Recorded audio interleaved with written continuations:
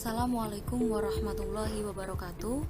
Perkenalkan, nama saya Krisma Husnia Aini, NIM 192111111. Saya dari Prodi Hukum Ekonomi Syariah kelas 3D. Di sini saya akan menjelaskan mengenai dolalah beserta peta konsepnya.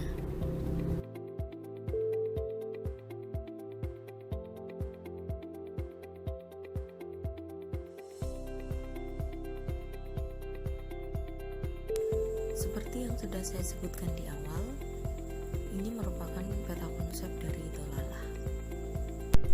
Kata dolalah secara bahasa Arab yaitu dolalah, dolalatun, dolalatan, yang merupakan bentuk masdar dari dola yadulu, yang berarti menunjukkan atau penunjukan.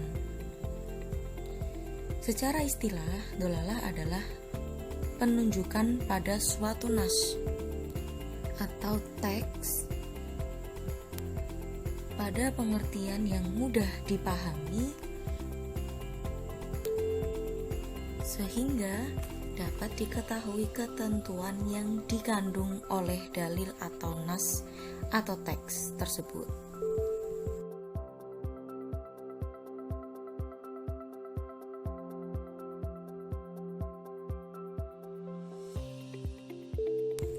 Dilihat dari sisi jelas dan tidak jelasnya, dolalah dibagi menjadi dua macam. Yang pertama yaitu dolalah lafdzariyah atau wadihah, yaitu jelas penunjukannya atas hukum. Dan macam yang kedua yaitu dolalah ghairu lafdziyah atau ghairu wadihah, yang yaitu tidak jelas penunjukan atas hukumnya.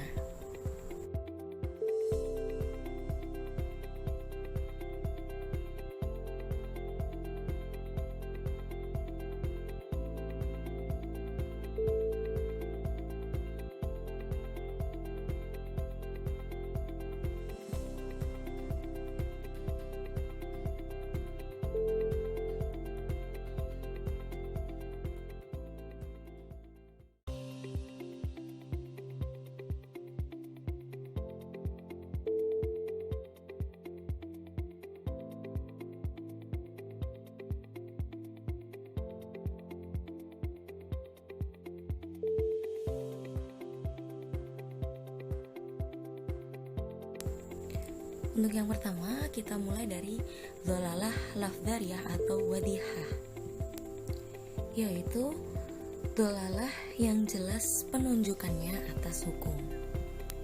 Pada dolalah ini, tingkatan yang paling jelas yaitu muhkam, kemudian mufassar, nas, baru zahir. Jadi tingkatan yang paling jelas yaitu adalah muhkam. Oke, kali ini kita mulai dari zahir. Zahir adalah lafadz yang bisa dipahami maknanya secara langsung, atau lafadz tersebut sudah jelas maknanya, namun masih ada kemungkinan untuk ditakwilkan lagi. Contohnya pada Quran surat Al-Baqarah ayat 275 yang berbunyi Bismillahirrahmanirrahim, wa ahalallahul bai'a wa harramar riba. Allah menghalalkan jual beli dan mengharamkan riba. Ayat ini secara zahir menunjukkan halalnya jual beli dan haramnya riba.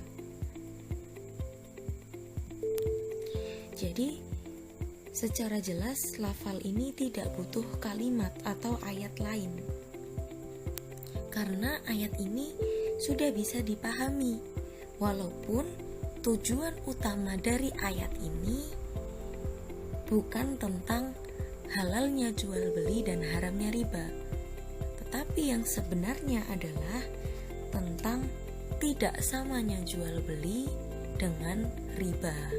Jadi jual beli dengan riba itu adalah dua hal yang berbeda. Untuk lebih lanjutnya akan dijelaskan pada nas. Untuk nas itu sendiri hampir sama dengan zahir, yaitu lafal yang menunjukkan hukum dengan jelas dan merupakan asal dari teks itu, seperti zahir. Nas ini juga punya kemungkinan untuk ditaksis, ditakwil, dan dinakskan atau dihapus. Contohnya masih sama dengan zahir, yaitu Quran Surat Al-Baqarah ayat 275.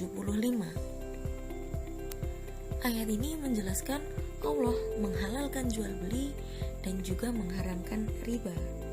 Tapi makna ini bukan maksud utama dari ayat. Maksud utamanya yaitu seperti yang sudah saya singgung sebelumnya.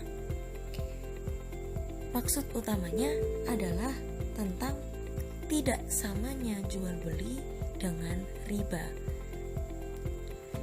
Ayat ini merupakan bantahan dari ucapannya orang Yahudi, yang mana orang Yahudi itu menyamakan antara jual beli dengan riba, yaitu pada ayat yang sebelumnya yang berbunyi innama al-bai'u mithlar riba, yang artinya sesungguhnya jual beli itu sama dengan riba. Kemudian Allah membantah ucapan orang Yahudi tersebut dengan ayat wa ahallallahu al-bai'a wa harrama riba. Jual beli itu tidak sama dengan riba. Dan inilah yang dimaksud dengan dolalah nas dari ayat ini. Kemudian untuk yang selanjutnya yaitu mufasar. Dolalah mufasar ini merupakan dolalah di atasnya nas,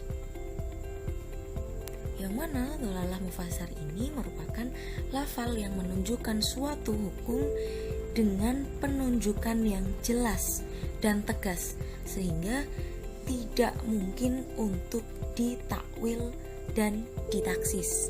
Contoh Quran Surat An-Nur ayat 2 yang berbunyi Bismillahirrahmanirrahim az-zaniyatu waz-zaniyatu fajlidu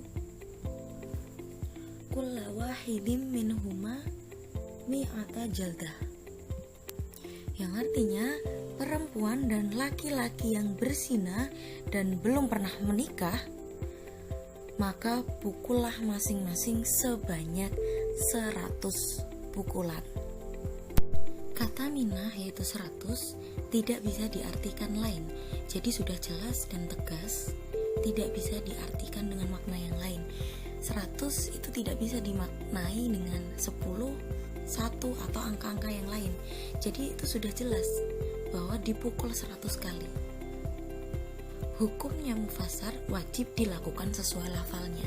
Jadi dipukul sebanyak 100 kali, tidak boleh 10 kali, 20 kali ataupun angka-angka yang lain kecuali 100 kali.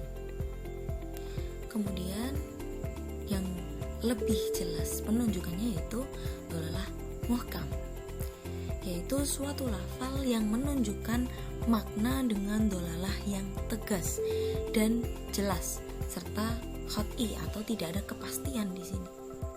Maaf, maksud saya ada kepastian di sini dan tidak mungkin ditakwil, ditaksis atau dinaskan. Contoh Quran Surat Muhammad ayat 19 yang berbunyi fa'lam annahu la ilaha illallah, yang artinya maka ketahuilah bahwa sesungguhnya tidak ada Tuhan kecuali Allah. Ayat ini jelas tidak ada dalil yang membantah bahwa Tuhan itu hanya Allah, tidak ada Tuhan lain selain Allah. Oke, untuk yang selanjutnya, macam dolalah yang selanjutnya yaitu dolalah ghairu lafdhiyah atau ghairu wadihah. Dolalah yang tidak jelas penunjukan atas hukumnya. Jadi dolalah ini atas penunjukan hukumnya itu tidak jelas. Nah, dilihat dari sisi yang paling tidak jelas dari keempat ini, maksud saya dari keempat yaitu khafi, muskil, mujmal, mutasyabih, yang paling tidak jelas yaitu mutasyabih. Jadi di antara yang tidak jelas itu ada yang paling tidak jelas, yaitu mutasyabih. Untuk yang pertama saya menjelaskan yang khafi. Khafi adalah lafal yang dilihat dari segi penunjukannya pada makna jelas, namun ketidakjelasan muncul saat menerapkan makna tersebut pada kasus tertentu. Contoh Quran surat Al-Maidah ayat 38. Wasyariku wasyarikatu faqata'u aydiyahuma jazaa'an bima kasaba nakalla minallah. Yang artinya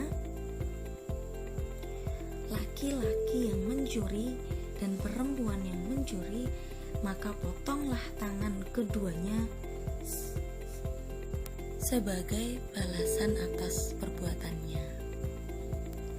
Secara lafal ini jelas, ayat ini jelas, tapi ketidakjelasan itu muncul saat diterapkan pada kasus yang lain. Tadi ayat ini berbunyi bahwa pencuri laki-laki ataupun pencuri perempuan itu potonglah tangannya. Namun jika diterapkan pada kasus yang lain, pencuri yang dimaksud di sini apakah di situ copet, begal, jambret? Nah, seperti itu apakah itu dikatakan pencuri atau masuk dalam kategori pencuri? Nah, itu tidak jelas, tidak dijelaskan.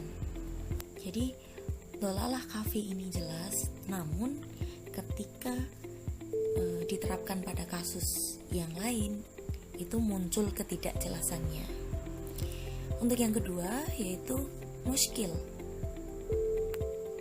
Muskil yaitu suatu lafal yang dari penunjukan maknanya terdapat ketidakjelasan sehingga muncul beberapa perbedaan pendapat di dalam memahami lafal tersebut. Saya ambil contoh dari Quran surat Al-Baqarah ayat 228. Wal mutalaqqatu yatarabbasna bi anfusihinna thalathata quru. Yang artinya wanita-wanita yang ditalak hendaklah menahan diri atau menunggu 3 kali khuru. Kata khuru itu punya makna 2, yaitu yang pertama haid dan juga suci. Nah, dari sini kita bisa melihat ketidakjelasan dari kata huruf itu sendiri. Yang dimaksud itu haid ataukah suci, padahal di antara haid dan suci jelas keduanya itu berbeda. Untuk yang selanjutnya yaitu mujmal. Mujmal yaitu lafal yang mengandung makna secara global, di mana kejelasan maksud dan rinciannya tidak dapat diketahui hanya dengan lafal itu sendiri. Kejelasan tersebut hanya dapat dijelaskan dari sunnah-sunnah yang diajarkan oleh Nabi Muhammad SAW. Contoh seperti Quran surat Al-Baqarah ayat 43. Wa aqimus shalah wa atuz zakah. Dan kalian menetapilah salat dan mendatangkanlah zakat. Di dalam ayat ini Allah memerintahkan kita untuk mengerjakan salat serta mendatangkan zakat.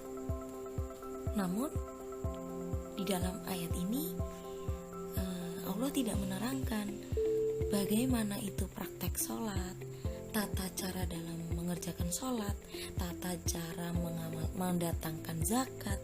Itu di dalam Al-Quran tidak dijelaskan. Nah, ketidakjelasan inilah yang disebut dengan mujmal atau global. Untuk yang terakhir yaitu mutasyabih.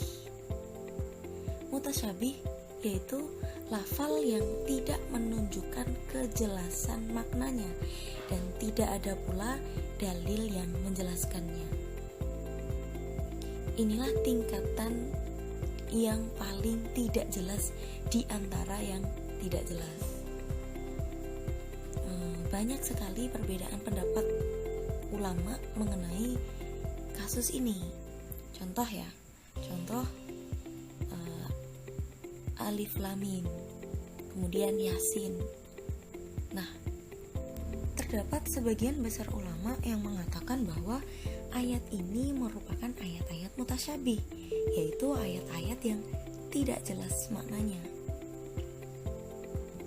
dan tidak ada dalil yang menjelaskan tentang arti ayat ini.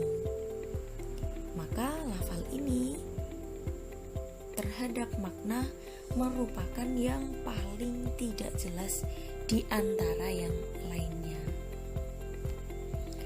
Demikian tadi sedikit penjelasan dari saya mengenai dolalah dan macam-macam dolalah.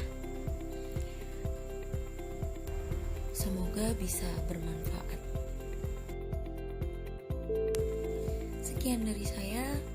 Terima kasih. Wassalamualaikum warahmatullahi wabarakatuh.